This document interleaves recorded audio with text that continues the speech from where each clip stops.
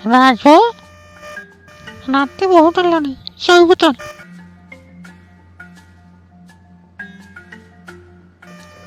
ହଉ ଚାଲ। ହଉ ମୋତେ ନିଦ ନାହିଁ, ତୁ ଶୋଇପଡ଼। ହଉ ଆସ, ତତେ ଗୋଟେ ଗପ କହିବି, ତୁ ଶୋଇପଡ଼ିବୁ। ମୁଁ ତତେ ଗୋଟେ ଗପ କହୁଛି, ତୁ ଶୋଇପଡ଼ିବୁ। ଶୁଣ ଆଗକୁ। ଗୋଟିଏ ଗାଁରେ ଦି ଜଣ ବନ୍ଧୁ ବସବାସ କରୁଥିଲେ। ଗପର ପ୍ରକୃତ ବନ୍ଧୁ କ'ଣ ଜାଣିପାରିବୁ।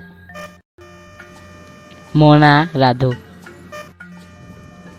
ମୋର ନାମ ସାଧୁ।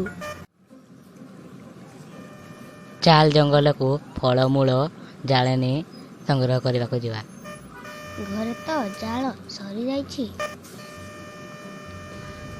କିଛି ଖାଇବା ପାଇଁ ଘରେ ବି ଫଳମୂଳ ନାହିଁ। ହଉ ଚାଲ ଜାଳ ଆଣିବା। ଚାଲି ଚାଲି ମୁଁ ଥକି ପଡ଼ିଲିଣି, ମୁଁ ଟିକେ ବିଶ୍ରାମ ନେଉଛି। ହଉ ତୁ ବସି ପଡ଼। ତୁ ତ ଥକି ପଡ଼ିଥିବୁ, ବିଶ୍ରାମ ନେ।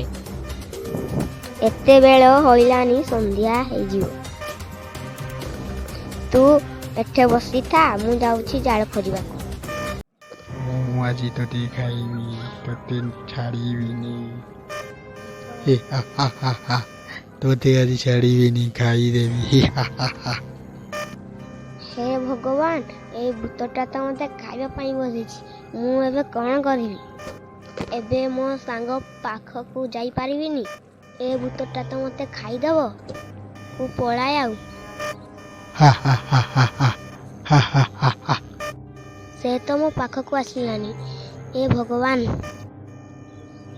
ଏତେବେଳ ଯାଏ ଯାଇଛି ଯେ ଫେରିବାର ନାଁ ଧରୁନି। ଏତେବେଳ ଯାଏ ସେ କ'ଣ କରୁଛି, ମୁଁ ଯାଇକି ଦେଖେ ତ। ହେ ଭଗବାନ, ମୁଁ ତ ଘରକୁ ଆସିଗଲିଣି। ମୋ ସାଙ୍ଗ ରାଧୁ ଜଙ୍ଗଲରେ ବସିଛି। ଏବେ ମୁଁ କ'ଣ କରିବି? ଯଦି ଭୂତ ଖାଇଦେବ, ଘରେ ତ ମୋତେ ମାରିଦେବେ।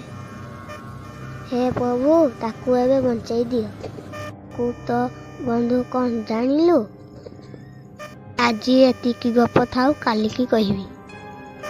ରାତି ବହୁତ ହେଲାଣି, ଶୋଇପଡ଼। ବୁଝିଲ ପିଲେ, ପ୍ରକୃତ ବନ୍ଧୁ କିଏ?